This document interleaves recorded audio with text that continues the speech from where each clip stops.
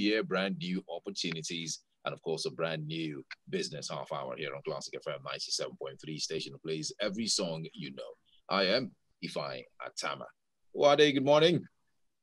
Good morning, Ifai. Happy New Year, Lagos, and welcome to Business Alpha, brought to you by Nairametrics in partnership with Classic 97.3. Happy New Year, everyone. It's great to be back.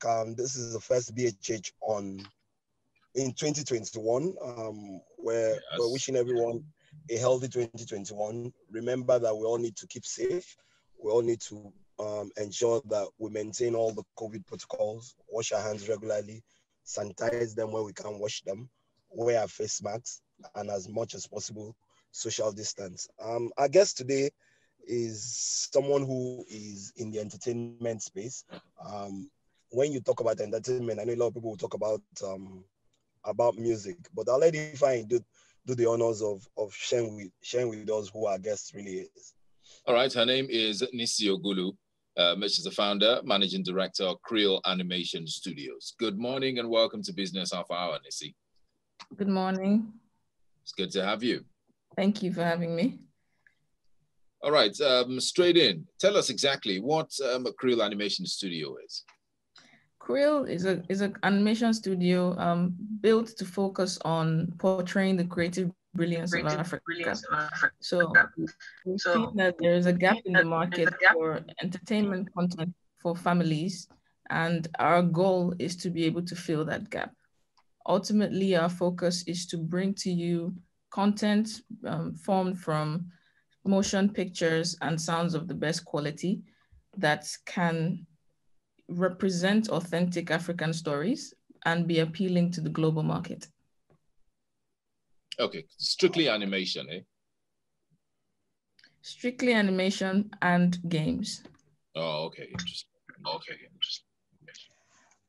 So what was your inspiration, or what inspired you to decide to go into entertainment based on animation? Because it's not something that is very I'm trying to find the right word, that is usual in the African market or in the African context. Despite the fact that a lot of us grew up watching animated stories, cartoons, and so much more.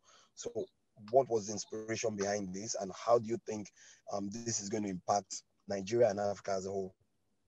Like you just said, it's not very prominent in Nigeria, which I think is a good thing because it shows that there is space for it. And if you see,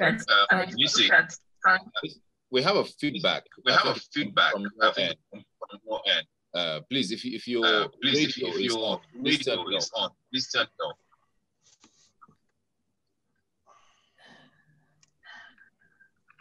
Is this better? Yes. It's better. Okay, lovely.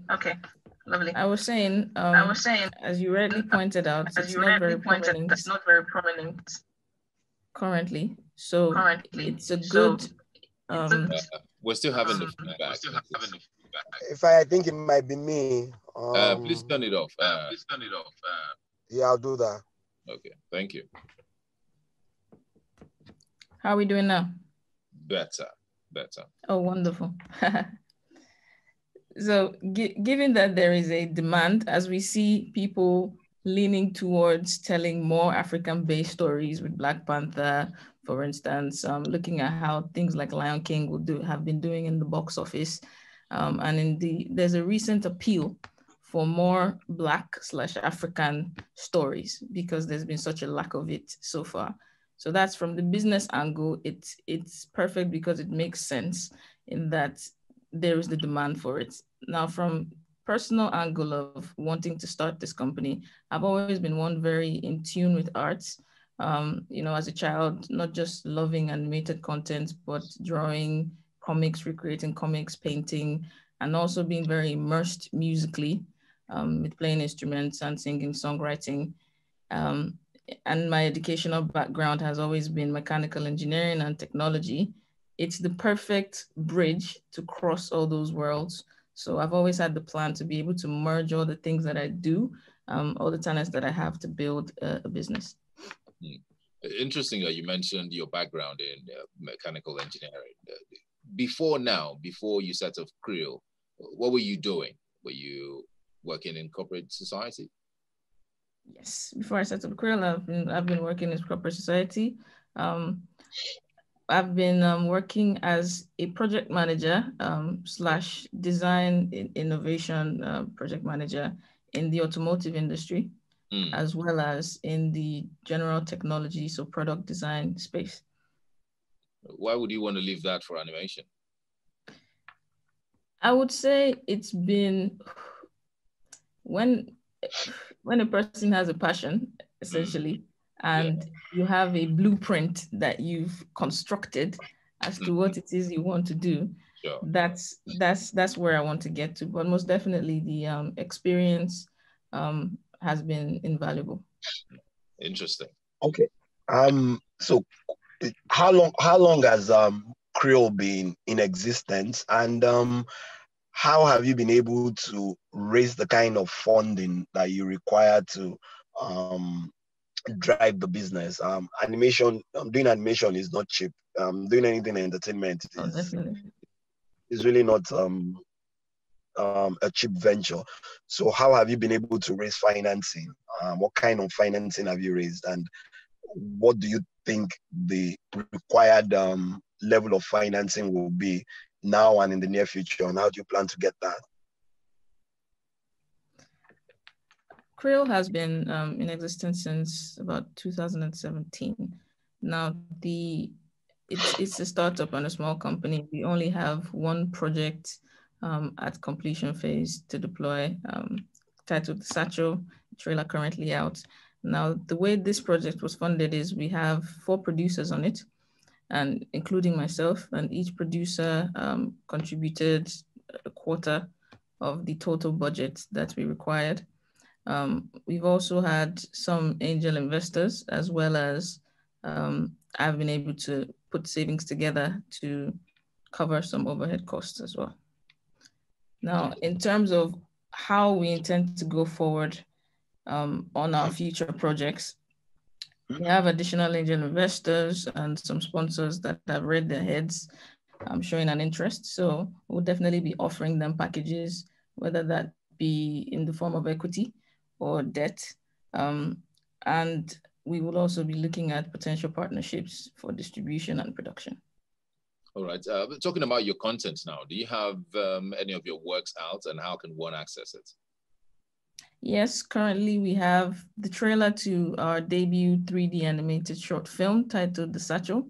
It's currently out on YouTube. The full film will be released this month in about a week's time.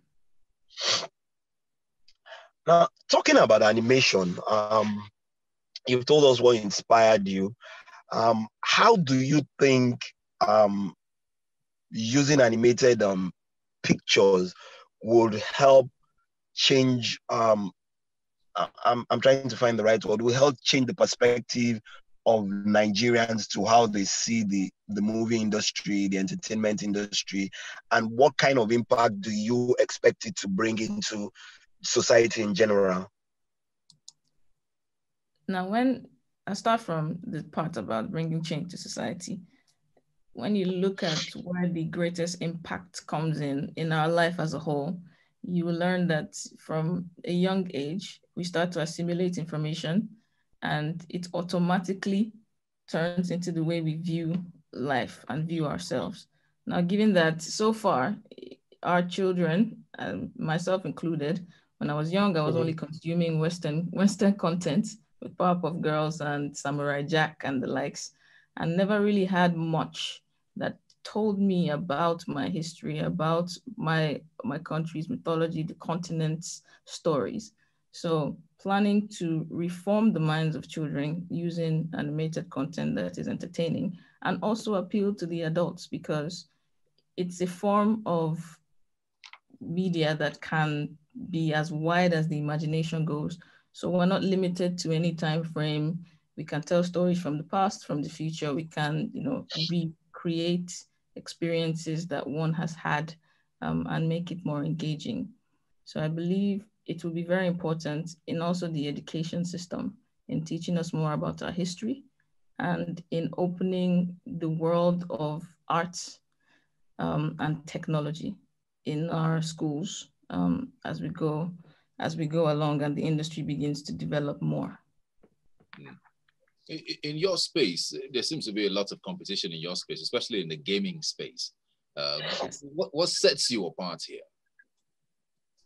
I believe what sets us apart, a few things: storytelling, ensuring that our stories always link to a certain structure, ensuring that our stories are authentic and Pan-African, our attention to detail, and our great determination to currently push the boundaries of technology and innovation, as well as our particular attention to sound. Okay. I think we'll take a short break now, yes. And when we come back on the other side of the break, we'll continue our discussions with Nissi, who is the founder and CEO of Creole, an animated entertainment company. All right, so we'll take that break now. We'll be back shortly. Welcome back to Business Half Hour here on Classic FM 97.3, station that plays every song you know. Brought to you in connection with Nairametrics Nigeria. And we have Nissi Ogulu with us as our guest this morning, founder, managing director, Creole Animation Studios. Once again, welcome to Classic FM 97.3, Nissi. Thank you once again. Okay, welcome back to Business Half Hour. You go on now, please. Okay. We're talking about animation now. It seemed to be, new in this part of the world. And listening to you with interest now, how do you make money from this now? The way the business scope really works for this is sort of similar to film, but then again, you diversify into franchises where you don't not only make money from sales and streaming or having deals that provide money in advance prior to a project taking off. You have things like merchandising that are key. And you also have things around the content you create, so your IPs that you can turn into different sorts of revenue streams. And then also when you're catering to clients in any way or shape or form, anybody who would like to implement animation in their business, that's another direct service that we can provide to bring in some additional revenue. There are additional things to be done as well with gaming and, social spaces, social events and whatnot. So I think there's a plethora of things that can be revenue streams. Yeah. And how's it been so far for your company? So far, it's been good. Majority of the work we need to do will begin to kick off this year in terms of expansion, because our focus over the last 2 years has really been completing this project as a showpiece for market appraisal so that people can get familiar with the brand in the first place, understand that we are in the space and we can be able to identify where our market currently is and how receptive people are to the content. Okay, we really know that a business that doesn't have people supporting it, either internally or externally, could still go into extinction. So in terms of doing business and in terms of the people that you work with, what's your current staff strength? And in terms of the customers or the clientele that or the market you're looking at, how do you think Creole is prepared or is preparing itself to provide that kind of service and ensure that the market is receptive to Creole's service provision? Currently, we have a very strong core team. And of course, I cannot overstate the importance of continuous training and ensuring that we keep building ourselves and building every member of staff that comes on board to maximizing their potential when it comes to talent and skill. Because in animation as well, things keep changing, softwares change, new technologies come into play that our competitors will be using that we must be familiar with. So training is a key aspect of ensuring that the team remains at its optimum. With regards, maintaining relationships externally, everybody who shows any particular interest in our company, we ensure that we are directly communicating with them, lightning fast, as I like to say, and being able to provide all the necessary information that they need so that they get a good business to customer experience. You mentioned something about staff members. How much do you need to run an animation studio? It varies. It depends on the kind of workload or what your project timeline really looks like. Yes. You can need anything from a start of, just rough figures, from a start of $20,000 to $200,000 to 1 million, depending on what exactly it is you have planned and how you structure your funds coming in and going out. Okay. What about staff members? Staff members, I would say you definitely need a solid core team. So you need a creative core team that can at least be able to cater to all necessary projects and in a small scale. And when you want to do larger jobs, you can then recruit more individuals. You also need a solid operations personnel, as well as marketing. I think those are very key things that need to be on board, and someone who handles business affairs. Okay, you mentioned something earlier on about training people and having the right talent. This market is new. Yes. I don't know how deep the talent reservoir is, and what the competition is in terms of demand and supply of talent within this industry at this particular point in time. But how do you think you will be able to build new talent? Because if it's a growing market, then you would continually require talent, and requiring talent means that a number of people need to start getting into the sphere of understanding and knowing what animation is, learning about animation. So what would you say will be the best way to start to build, let me call it a curriculum for developing talent across the animated space? Yeah. Working towards a training scheme that is, available to all creatives that have an interest in this particular field is something that's at the forefront of my mind and plans for this year. There are a lot of creatives with some talents that can be harnessed. It's surprising actually how many people are interested and have always had a deep love or passion for the arts and animation, but never have the opportunities, like we earlier said, because it's not something that's very popular in our education system.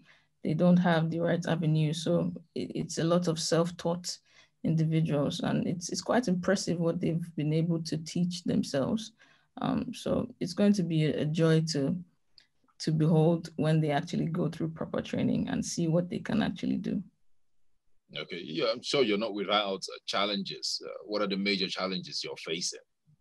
Who? You as an individual and your company. The instability of power, I would say, is a massive issue, especially during the COVID period when the office had to shut down for safety reasons. Okay. You find that already uncontrollable variants, heightened, because you're dealing with systems that need to render. So that requires some sort of consistent power. And then, as we know in our country, you have generators that are not always the most reliable. So dealing with each member of staff and trying to help and cater to providing power has been tough, especially in COVID times.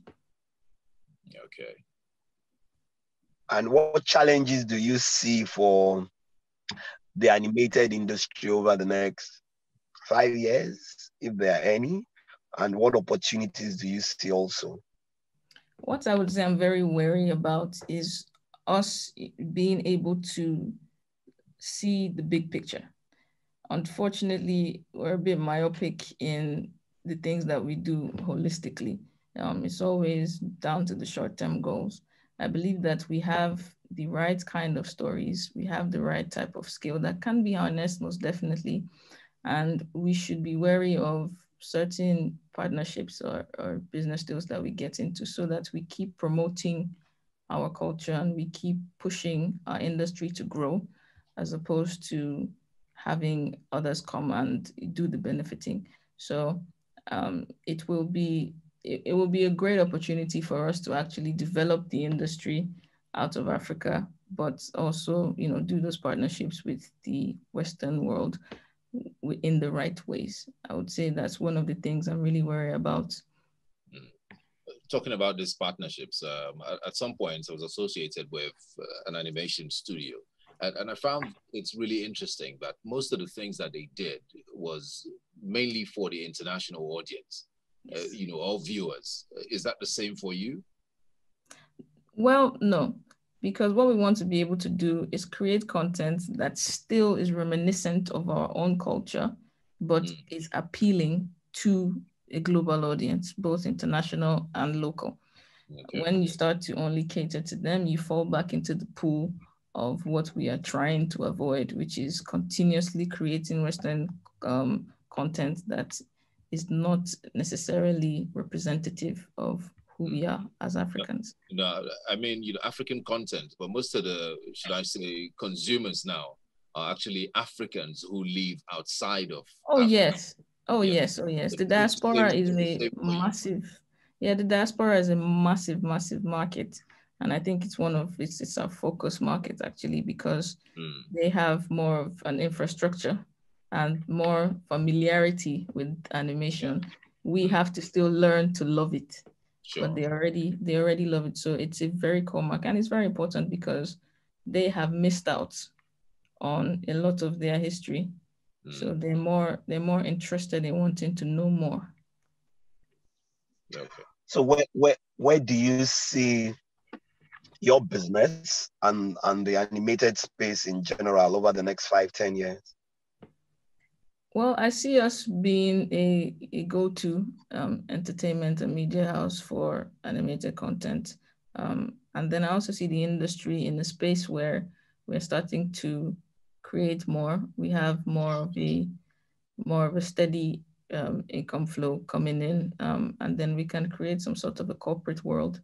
Currently, I like to say we're building this space and trying to turn it into an industry. There's a lot of major corporations that are now looking to enter the animation ecosystem. So it's very interesting to see how we then start to develop going forward. Okay, like we know, time is never a friend, especially when we're having a good time on Business Alpha, and we're almost out of time. We just have about 30 seconds left. But before you go, usually we get our guests to tell us, to share with us either one phrase or one word that keeps the person going on a daily basis. What's that catchphrase that gets you to wake up in the morning and tell yourself that Creole animation is the thing that I need to do and that's where I need to be? That's very interesting. I think my major phrase is that one should condition mind to make life worth the time. That's my main catchphrase. Condition the mind to make life worth the time. Fantastic. I can put that to say to make life more animated. All right. Thank you very much, Nissi. If I hand the microphone back to you as we close the show for today. All right. Thank you very much, Wade. Thank you, Nissi Ogulu. Thank you so much. Really had such a wonderful and amazing time with you this morning. Hopefully we'll get you here again some other time. Yes, I'll be happy to come back anytime. All right. So wish you all the best as you go out there.